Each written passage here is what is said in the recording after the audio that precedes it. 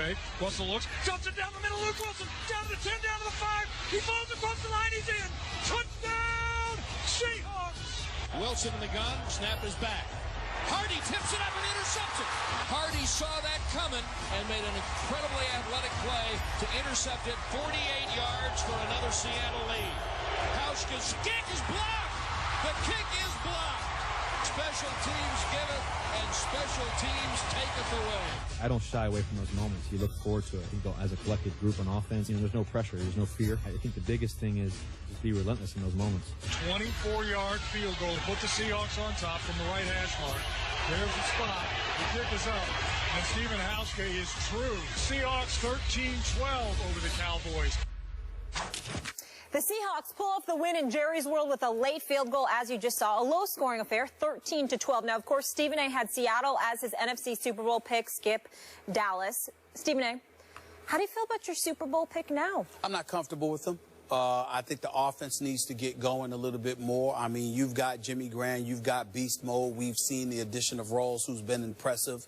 Obviously, Lockett is there. Not who got hurt, but the little Lockett. Little Lockett is there, and we wish nothing but the best for Ricardo Lockett, which we'll get into a little bit later on. But they've got the requisite weapons on the offensive side of the ball, even though there have been some issues with that offensive line. But because there's been issues with that offensive line, Russell Wilson entered yesterday's game being sacked more than anybody, and Marshawn Lynch hasn't appeared to be beast mode for more than one game this season, which was last week, more so than at any other time, even though we all know he missed a couple of games. In the end, when you look at it from that perspective, I must say that, I'm still not giving up on them because they've got time to right the ship. But the way they're looking right now, they're not going to win the Super Bowl. I think their defense is coming together more and more and more since Cam Chancellor has gotten back to sort of spearhead that defense. And I think that Richard Sherman is playing better than he did a few weeks ago. So let's throw that out there as well. And Kerry Williams is adapting to some degree in the secondary with the Legion of Boom. Earl Thomas, Bobby Wagner, and those boys are doing what they're doing. Bennett made a stupid penalty, almost cost the Seattle Seahawks yesterday because it gave Dallas some additional life with Wagner and them pointing at him, telling him to use his head. But ultimately, this defense is playing the way an elite defense is supposed to play. They can't carry the offense, however. Your offense can't be a walking 3 and out. What Russell Wilson was in that last drive to set up the winning field goal, running on a couple of plays, is what makes Seattle most effective offensively. Because when there's the threat of him running and he shows a willingness to utilize it, it makes everybody a bit cautious, and then you can take chances downfield that you otherwise can't take when he's not looking to run the football.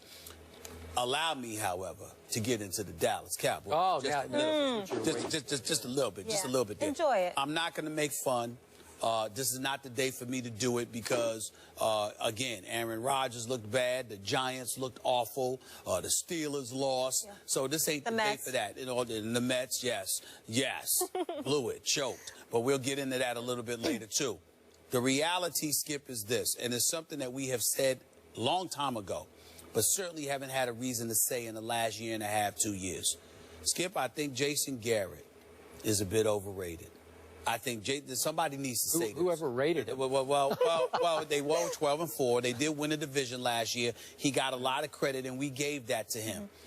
Skip, I watch him, and I consider him a front runner. And you know your man Omar Epps, the actor that was on here. We love him. He's a diehard Cowboy fan, just like you are. He said the same thing. But it's like, listen. Jason Garrett's a front runner. When everything is right and all the personnel is there, he can help, he'll make sure you don't beat yourself. Yeah. But a good coach, if not a great coach, is supposed to be able to elevate you even when you don't have your requisite weapons. Now, you can't be what you are with Tony Romo. Yeah. But my goodness, you've been in position to win some of these games if you're the Dallas Cowboys. 2 games you had to lead in the fourth quarter. A couple of other games you were right there. And somehow, some way you've lost 5 straight. And Jason Garrett seems incapable of stopping the bleeding. And then I stood around and I watched again that whole Hardy explosion on the sideline from more than a week ago.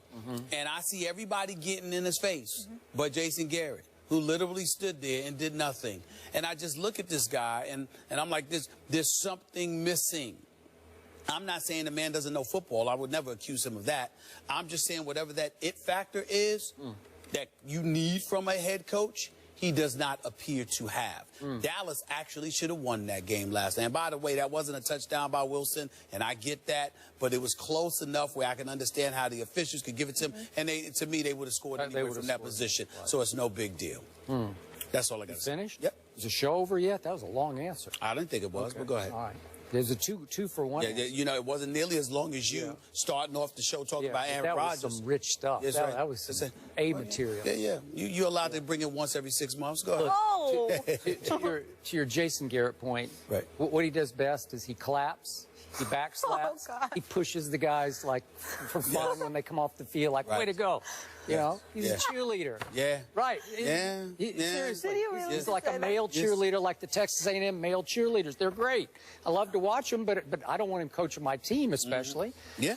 Okay. I can't knock you. Here's what's funny about what you just said. I am more up on your Seahawks than I am on my Cowboys.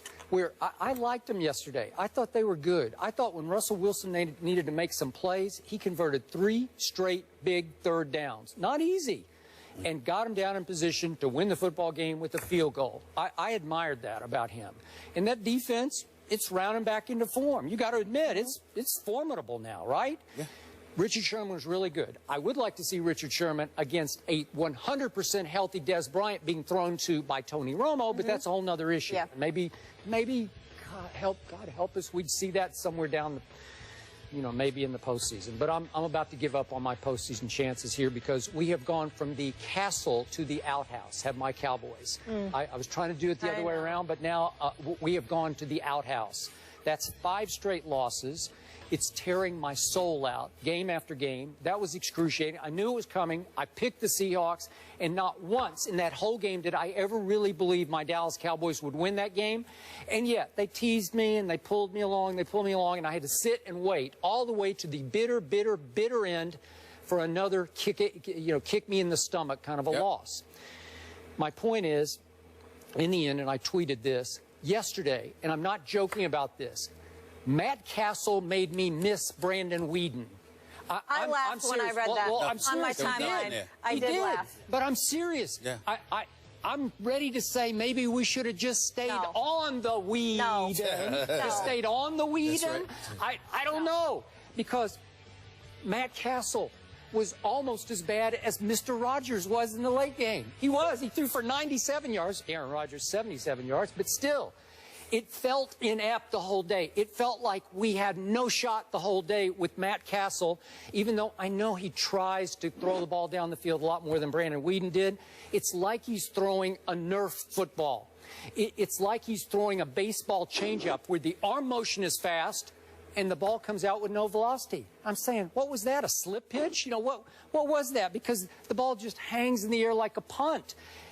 I get why Buffalo said, you know what, we're going with Tyrod here. Because when we were up at the camp, I really thought, well, they'll just try to get Matt Castle to be a caretaker, game manager. But they said, no, he's pretty much washed up, and he looked washed up to me yesterday. My defense did hang in pretty well. I will give him that, except when it was time to make a play, they couldn't make the play. And finally, obviously, for the first time in 5 games, somebody forced a turnover. Way to go, Greg Hardy. Bats the ball up in the air, intercepts it. And then what happened? Greg Hardy let the 5'10" quarterback for the Seattle Seahawks tackle him. Drop him like a big sack of potatoes. Tackle him around. Look at this. He tackles Greg Hardy. Do you realize Super Bowl winning quarterback? Yeah, okay, this is it. He tackles him. Stephen A., he's going to score because beast mode's coming behind you, but I don't think he would have caught him. I just don't think he would have caught him. Sometimes. Okay. Why you treat Greg Hardy like he's some running back? Here's what I thought. You know why? At that moment, I wanted some of the special team players to run up to him and get in his face. You let the little quarterback, the shortest quarterback in football tackle you? First of all, that's what I wanted. First of all, this isn't in basketball where he's a center and you're trying to defend him and block his shot. This is football. It doesn't matter what your height is when it comes to a tackle. Hey. You ever see them legs on Russell Wilson? He's not some little miniature small dude. No matter how big Greg Hardy, let me tell you, he got massive legs, okay? That's number one. Greg Hardy not massive? Number two, Greg Greg Hardy sat up there and tapped the ball and then came down and tried to run, but Russell Wilson was already practically at his legs. Number 3, he's a defensive tackle. He's not a stiff arm. Defensive end. Just stiff arm. Run through him. Russell Wilson, Skip, that's ridiculous. Run through him. The fact is, Russell Wilson's relatively short. Look at him, his legs. What's he supposed to do? Cost him 4 points, and effectively, okay, I'll give it up to Russell Wilson. Right. I'll flip it around and do positive Russell. Right. He saved the game for the Seahawks. That's all. Because if Greg Hardy scores, that's +4 because obviously Matt Castle stalls and we have to kick the field goal. 4 points. It was huge in that game. So, well, let's also not forget this. Marshawn Lynch gets tackled out of bounds. You don't get tackled out of bounds. Dallas Billy get. They still had no shot. They had no shot. I never thought I had a shot. He gave them like an additional 40, 45 seconds, which wasn't smart on his part. Okay, you could have given him 3 minutes and 45 seconds, and Matt Castle could not have gotten the ball even in field goal position. So the point is, look, Dez came back. We both thought it was a little prematurely. He did not look 100% confident pushing off the surgically repaired foot. To me, he just didn't look it. Right. So even with Dez, and it lifted, it obviously inspired the team, and they hung in, blah, blah, blah. But now, can Matt Castle beat Sam Bradford next Sunday at Jerry World? I don't know. I hope so, but I wouldn't bet a nickel on it right now. Depends what Eagles team shows up. Okay, but it's going to come down to that for my Cowboys. I would remind you, once again, we get back to Jason Garrett, because when Jason Garrett took over for the Cowboys, if you recall, Tony Romo was out and John Kitna was your quarterback. All right, Tony Romo's rating at that Kitna wasn't bad. I know he wasn't bad. What I'm trying to say is that you went 5-3 without Romo before in the past. You had John Kitna. This time with Whedon, and let me say this to you. I think Brandon Whedon's getting a bad rap. I repeat, the Dallas Cowboys, think about it. You had the lead against the Atlanta Falcons. You were tied in overtime, and that was a defensive miscommunication. Okay. You know, I mean, Brandon Whedon. So would you put him back in next week? Yeah, would you go with him? Why not? What do you have to lose? Because, I mean, Matt Castle's not, again, like everything you just said, to gain. I would put Brandon Whedon back in there this week. Why not? Because I got to tell you, I thought he got a bad rap. I never thought that he should have been taken out. It just didn't matter whether he did or didn't because it's the Cowboys. But the flip side to it is that if you're Brandon Whedon, it was not his fault that they lost those games. Yeah. It was not his fault. All right. And he did throw a late touchdown pass at the Eagles. He threw an interception against Atlanta, but they had a lead at that time. Now, it sparked their comeback, but you still, even after they scored off, once they intercepted them and then drove downfield, you still had a lead. So in the end, they were up 28-17 at halftime. And 21-7 prior to that. So the point is, Brandon Whedon put them in positions to win, and there were other factors that contributed to them losing. They should have never taken him out to begin with. That's the point. But he was playing not to lose instead of to win. Well, at least Matt Castle when tries. has Matt Castle ever played to win? I was. He'll throw it down the field. Brandon Whedon wouldn't throw it down the field to anybody. Maybe they weren't open. You have 2 quarterbacks. You have none. Bottom line, you need Romo back. That is correct. Seattle's starting to look a little bit like Seattle again. The Royals win their first championship in 30 years, but did the Mets give the title to Kansas City? We'll recap the World Series. That's next.